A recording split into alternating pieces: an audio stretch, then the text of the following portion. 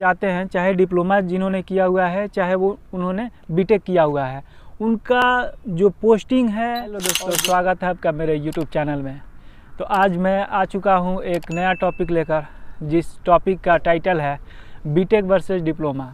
BTech versus diploma मतलब इसका ये है कि जो बीटेक करते हैं वो गल्फ़ में जब जॉब करने के लिए जाते हैं तो किस पोस्ट तक जाते हैं, और जो डिप्लोमा करके आते हैं वो किस पोस्ट तक जाते हैं, और उनका सैलरी में क्या डिफरेंस रहता है। तो इसी टॉपिक पे बात करते हैं। तो चलिए वीडियो को भी टेक्निकल डिग्री है और डिप्लोमा भी टेक्निकल ही डिग्री है, इसमें कोई फ़र्क नहीं है। हाँ, ग्रेजुएशन और अंडर ग्रेजुएट का फ़र्क आ जाता है, बस इतना ही।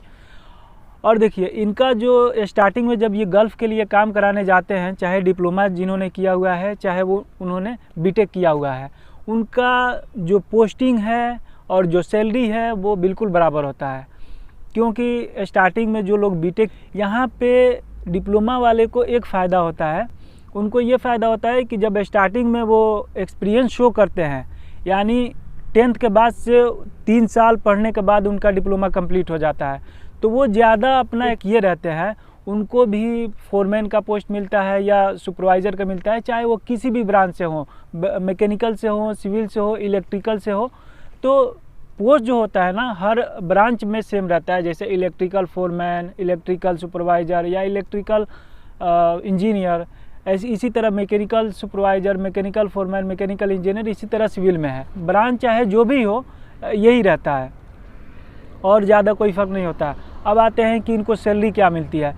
तो चाहे जिन्होंने बीटेक कर रखा है, चाहे उन्होंने डिप्लोमा कर रखा है, सैलरी उनका सेम लगता है, यानी 2000 से लेकर 3500 के बीच में ये सैलरी लगता है।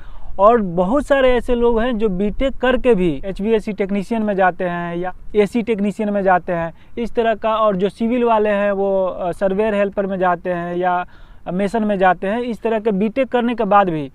क्योंकि स्टार्टिंग में जब गल्फ़ जाते हैं फोरमैन के लिए या सुपरवाइज़र के लिए, वो आपसे गल्फ़ का एक्सपीरियंस ही मांगते हैं। तो इसीलिए जो बीटेक किए हुए हैं, डिप्लोमा किए हुए हैं, वो क्या करते हैं कि छोटे पोस्ट में ही चले जाते हैं, यानी जो लेबर कैटेगरी का पोस्ट है उसी में चले जाते हैं।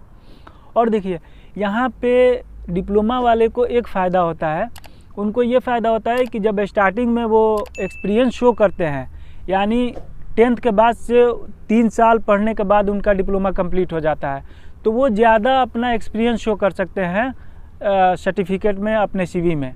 और जो बीटेक वाले होते हैं वो 10th करके 6 साल बाद तक, उसके बाद का वो एक्सपीरियंस शो कर सकते हैं। तो यहाँ पे डिप्लोमा वालों को एक फ़ायदा हो जाता है।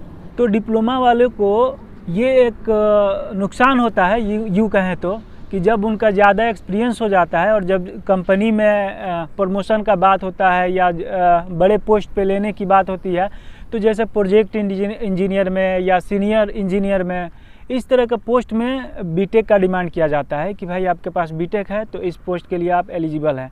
और भी आप जब मुंबई में काम कराने के लिए जाएंगे तो वहाँ पे बड़ा बड़ा जो पोस्ट आता है उसके रिक्वायरमेंट में नीचे ही लिखा जाता है कि BTech plus 10 year experience, BTech plus 5 year experience. तो आप अगर डिप्लोमा हैं तो इसके लिए एलिजिबल ही नहीं हो सकते हैं, ना आप उस इंटरव्यू में बैठने के लिए, ना आपके कंपनी में अगर आगे प्रमोशन होता है तो ना आप उसको ग्रैब करने के लिए एलिजिबल होते हैं। तो मेरा राय आपसे यही है, आपने डिप्लोमा किया हुआ है कोई दिक्कत नहीं, स्टार्टिंग में आपको कोई दिक्कत नहीं होने वाला है। आप आइए, गल्फ़ का काम कराइए, गल्फ़ में काम कीजिए।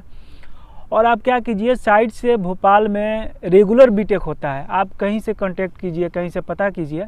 आप यही पैसा कमाकर खुद से, अगर आपके पास पैसा नहीं है तो वहाँ से आप बीटेक का डिग्री भी हासिल कर सकते हैं। जब आपको छुट्टी मिले जाकर आप 2 सेमेस्टर का भी एग्ज़ाम दे सकते हैं, ऐसा भी होता है भोपाल में। तो आशा करता हूँ जो मैं इन्फॉर्मेशन देना चाहता हूँ इस वीडियो में पूरी हो चुकी है। अगर और भी आपको डाउट्स होते हैं तो वीडियो में कमेंट कीजिए, मैं हाजिर हूँ आपको बताने के लिए। Thank you so much.